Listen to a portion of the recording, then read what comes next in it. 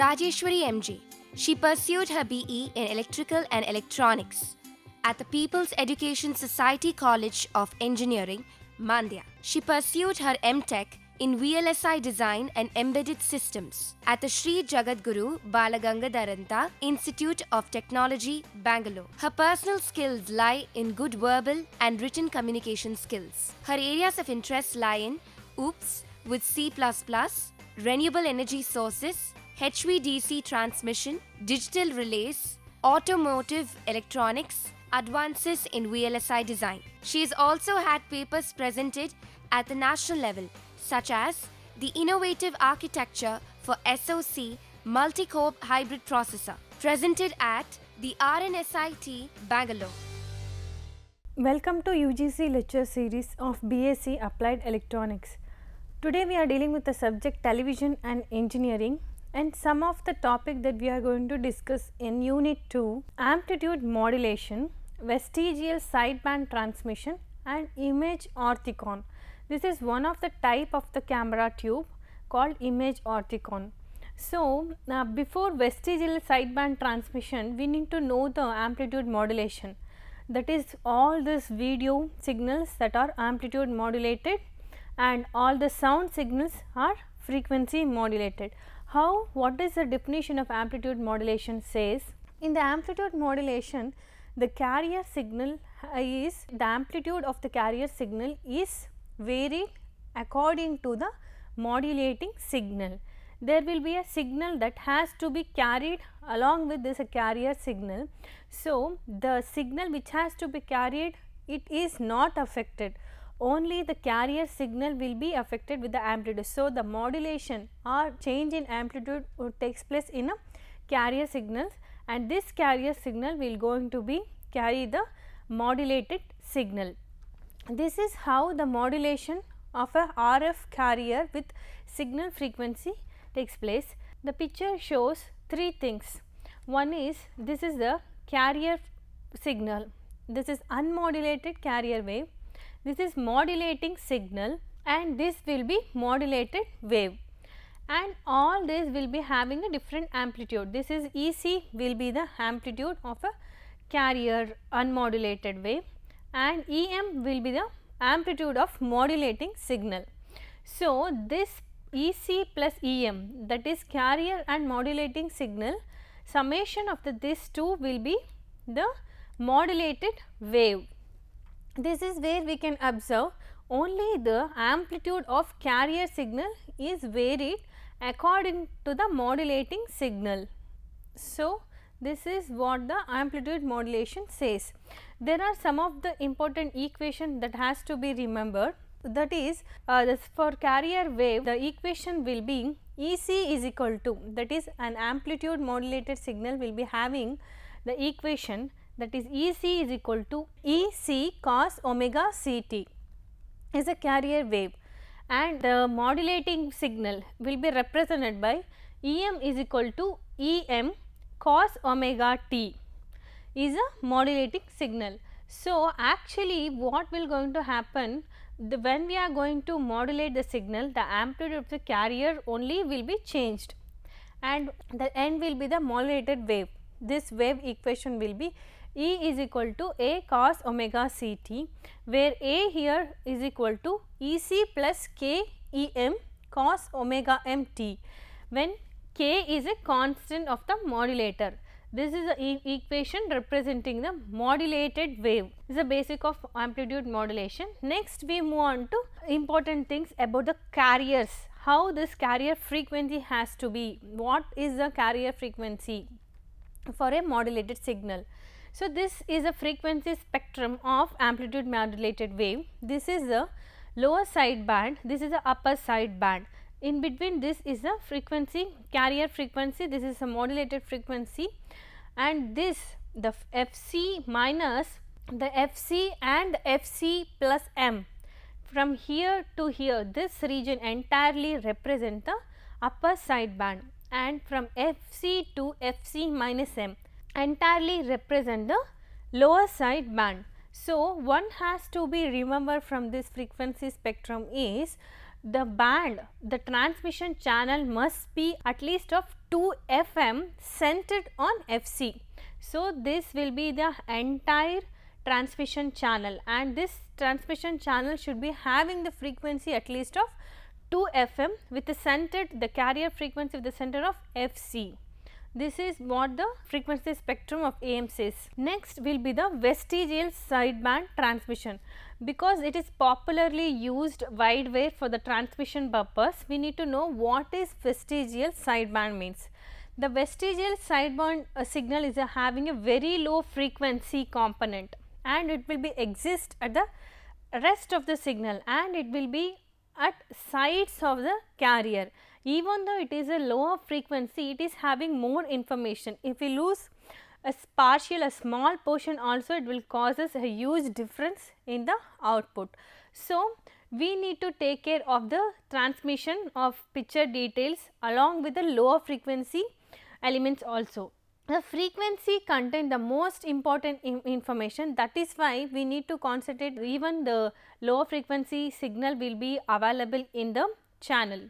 So, only part of the lower sideband. So, what is the technique behind this vestigial sideband transmission means, we are not going to suppress over entire lower frequency signal, but we are going to suppress only partial of the lower sideband, so that it will not affect in the output. So, lower sideband is separate, only part of a lower sideband is suppressed, and the radiated signal then consists of a full upper sideband together with the carrier and the vestige of the partial suppressed lower sideband. This is called as a vestigial sideband or A5C transmission. So, in most of this monochrome system is having 625 line per frame and having up to 0.75 megahertz of a lower sideband. This is what up to this we are going to reduce the lower sideband. So, we are going to remove the lower sideband till here. Above this 0.75 megahertz, we are going to transmit the entire signal. This is what the figure shows about the vestigial sideband. This is a part that we are going to remove, and this is what the partial portion of the lower sideband. So, some of the demerits will also exist in the vestigial sideband. What are the demerits? A small portion of the transmitter power is wasted in the vestigial sideband filter, which remove the remaining lower sideband. So, we are going to waste power due to removing some of the part of the lower sideband. So, power is wasted. And next is the attenuation slope of the receiver to correct the boost at lower video frequencies places the carrier of 50% output voltage, which amounts to introducing a loss of about 6 dB in the signal to noise voltage ratio relative to what be available if double sideband transmission is used.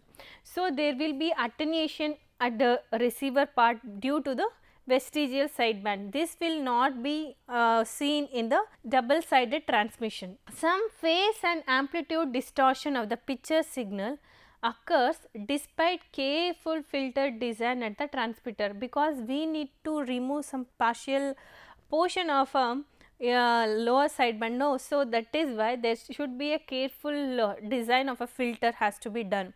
So, if it is removed some of the more extent what we want, what we desired in the output, also it will affect a lot. Also, it is very difficult to tune intermediate frequency stages or IF stages of the receiver, and this will cause a distortion also. So, vestigial sideband transmission will have very difficult in intermediate frequency tuning. So, another thing is critical tuning on the receiver becomes necessary, because for a given amount of local oscillator mismatch or drift after initial tuning, the generation of picture quality is less with wider lower sideband than with the narrower lower sideband. So, there will be always a mismatch occurs due to the vestigial sideband transmission, because of it is having a wider sideband than with the lower sideband, narrower lower sideband. So, in this respect the British standard, that is 625 line system, is superior, because it allows 1.25 megahertz unattenuated lower sideband transmission as compared to 0.75 megahertz. This is we can observe from the figure again. Here we said from the definition we are going to attenuate from 0.75 megahertz, but the British system, that is 625 line system, is using 1.25. It is started from here. From here it is started the attenuation. So, some more part of the lower side band is also transmitted. So, despite of all this demerits also, some one merit is also there, some of the advantage is also there. What is that means? We are going to save, large saving will be there, because it is having bandwidth requirement, whatever bandwidth is required, that can be achieved with the help of vestigial. So, from the vestigial sideband transmission, it is used in all television systems because of the large saving in the bandwidth what required for a channel. So, bandwidth saving can be achieved by vestigial channel. Next, move on to important topic, the television camera tubes. The television camera tubes is also called as an human eye in a TV system. So, it exactly act how the human eye, and also it has some more features than what the human eye is not having. Some of the features have, it can focus multiple element at a time, and it is more sensitive to light compared to human eye, and also it is having the constant resolution will remain same, but for an human eye it will go on decreasing as they become old. So, some of the type of the camera tubes are image orthicon and Vidicon. Third one is Plumbicon. These three are the different types of camera tubes. So, we are going to study in detail. First we take image orthicon. So, in image orthicon the structure will be like this. The image orthicon will have three sections: image section, scanning section and electron gun and multiplier section. The image orthicon will be having a high photo emissive sensitized obtainable from photocathodes. This is photo emission will be the technique that we are using to get a electron or get a focused image on the target. So, another technique that we are using in image orthicon is image multiplication at the target, that is caused by secondary emission and also electron multiplier. These two are the techniques that we are used in image orthicon. So, let us start with the three sections: image section, scanning section and electron gun cum multiplier section. We start with image section first. So, what does the image section consist of? Image section consists of a inside glass plate. Here the image section is having, this is a target, this is a cathode, photocathode, and this is a camera lens, this is the object, and there is a wire mesh on the target. This is secondary electrons where we got a secondary emission, and this is what the image accelerator, and this is photo electron. This is the photo electron image, we call as electron image is formed here. This entire thing is called as image section, and inside the glass faceplate is coated with a silver antimony coating sensitized with cesium photocathode. These are the material that we are used in the photocathode, that is silver antimony and also the cesium. Light from the focused lens will be fall on this photocathode, results in the formation of, due to the intensity of light, the optical image will be formed. Due to the varying of intensity in light, optical image will be formed on the photocathode. The photocathode surface is semi-transparent and the light falls on is penetrate inner to it and it ejects the electron from the photocathode, and it will the photoelectron will forms moving towards the target. So, the electron image of the scene or picture gets formed on the target side corresponding to the brightness of the optical image. Whatever the electron image is formed, that will going to move towards the target, and the brightness of the electron image depend on the intensity of the light. The electron image produced at the photocathode is moved to the target plate, and the target plate is made up of very thin, this target plate is made up of very thin glass, and it can store the charge received by the photocathode. And one more thing, in the image side of the target has a very small deposit of cesium, and thus have a high secondary emission. This part is having high secondary emission where the secondary electrons exist. Because of this high velocity attained by the electrons, when the image electron formed on the target, there will be a large number of electron on this target. So, this will cause an high velocity of the electrons. So, this will going to make a secondary emission as the electrons bombard with each other on the target surface. These secondary electrons are collected by a wire mesh. There is a wire mesh. These are the wire mesh. This wire mesh will going to collect this electrons are collected by the wire mesh on the screen. Because of the high secondary emission ratio, the intensity of the positive charge distribution is 4 to 5 times more as compared to charge liberated by the photocathode. Whatever the charge is liberated from the photocathode is nothing, because here it will be 4 to 5 times on the target. So, the potential is also high, the voltage that whatever we getting also is due to more number of electrons by the secondary emission. This increase in charge energy, obviously as electron increases, charge density is also increases leading to the charge liberated at the photocathode, and this is known as a image multiplication.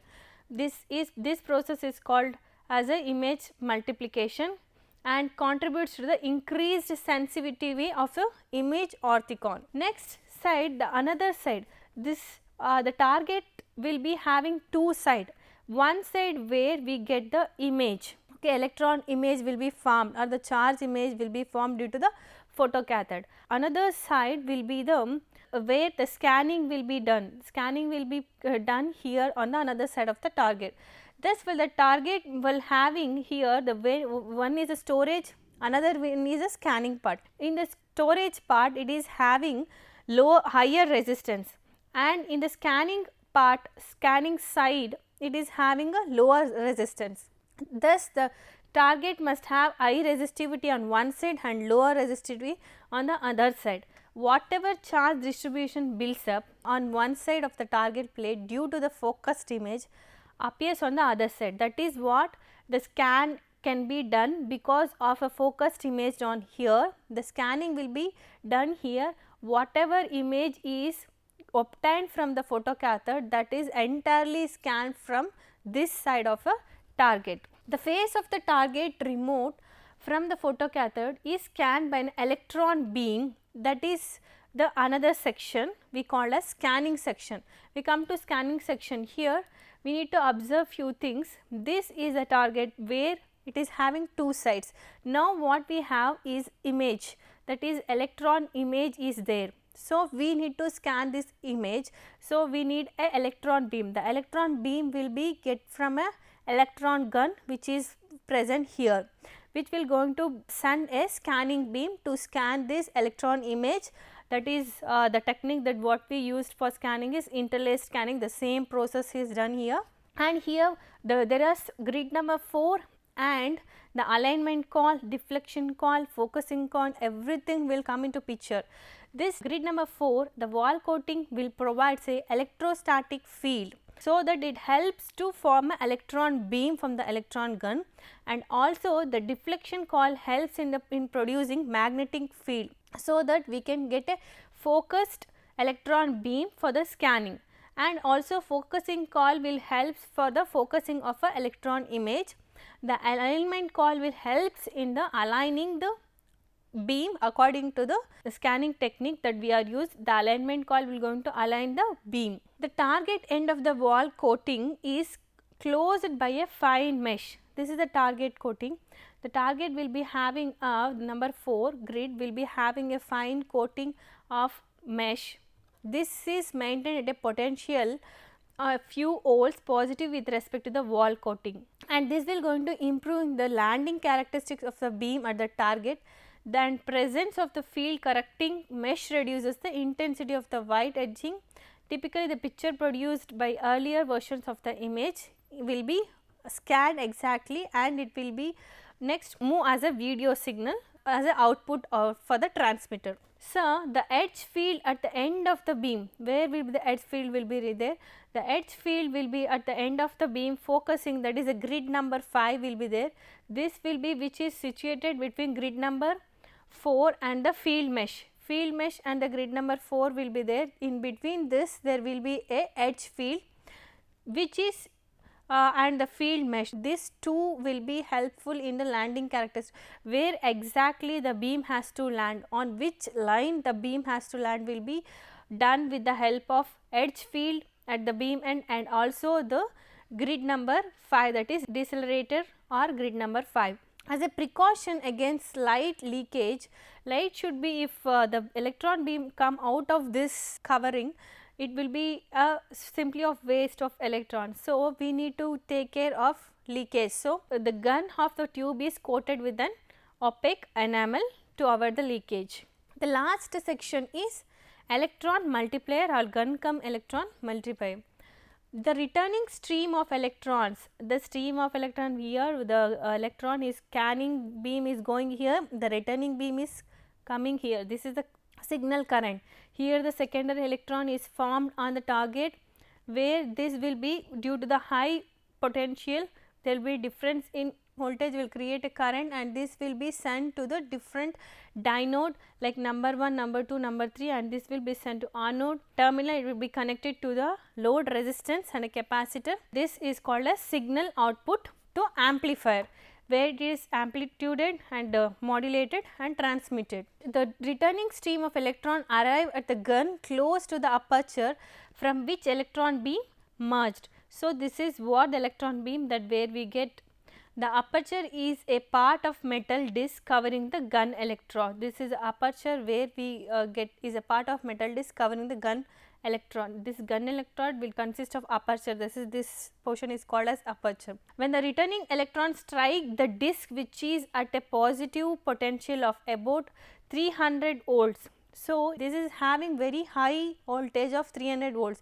This will going to strike this mesh or disc of aperture. With respect to the target, they produce secondary emission. That is was here the secondary electrons will going to release due to secondary emission. This disc serves as a first stage of the electron multiplier. This is where the first stage of electron multiplication start. Then successive stages will be multiplied arranged symmetrically around and back of the first stage, and it is continuous. Therefore, secondary electrons are attracted to the dinodes at progressively higher positive potential. There will be 5, 4, like it will be depends on the techniques that we are going to use. Here it is a 5 stage, usually 5 stage will be there for a propagation of electron. Each multiplier stage provides a gain of approximately 4, and thus the total gain will be 4 power 5, and that is approximately 1000. This is known as signal multiplication. So, the electron here will get the electron secondary electron due to the secondary emission. So, secondary emission will be having high potential. This will move on to different 5 stages and each will be having 4 gain, approximately number 4 gain. So, for 5 stages means 4 power 5 approximately we will get 1000. This is known as signal multiplication. So, after obtained we get the multiplied signal is obtained, a high signal will be there. We need to know whether noise is there or what sort of signal we get after this multiplication. The secondary electrons are finally collected by the anode. This is finally all the coming across all the stages. This electron will be connected in the last terminal anode, which is connected to the highest supply voltage of plus 1500 volt in series with load resistance. The anode current through RL, the anode current here through RL will be there, has the same variation that are present in the return beam from the target and amplified by the electron multiplier. So, the same signal will be same variation that will be present in the return beam from the target, and that will be amplified, that will be multiplied by the electron multiplied. Therefore, voltage across RL is a this voltage will be what we called as a desired video signal. Next, when we come to the end of the session, so let us have a quick summary. what we learn is some type of transmission that we are going to use in a television system, that is vestigial sideband transmission. What this definition says, only part of the lower sideband is removed or suppressed and then the signal is radiated, which is consisting of full upper sideband together with the carrier. This is called as vestigial signal, vestigial sideband transmission. Next we come across the types of camera tube. The types of camera tube we are discussed only on image orthicon. Image orthicon having will adopt techniques. Some of the techniques are photo emissive sensitivity and also the image multiplication, and finally the secondary emission. At last it going to after electron multiplier technique, where we get a high voltage signal, and that is across the load resistance RL. This will be the desired video signal. And also this image orthicon will be having a 3 section, that is image section, scanning section and electron gun cum multiplier section. All these sections are studied in detail. So, this will complete the session. Some of the questions: why it is necessary to modulate the picture and sound signals before transmission? What is vestigial sideband transmission and why it is used for transmission of TV picture signals? What is the basic principle of a camera pickup tube? Explain how it develops video signal when light from any scene is focused on its face plate. What do you understand by image multiplication and signal multiplication image orthicon camera tube? Some of the reference you can go through the website like engineering.tv.com or tvtechnology.com, and you can go through the textbook for further readings. Basic Television Principle and Servicing by Bernard Grob and by McGraw-Hill publication, and Television and Video Engineering by A.M. Dhake by Tata McGraw-Hill publication. This ends the session. Thank you.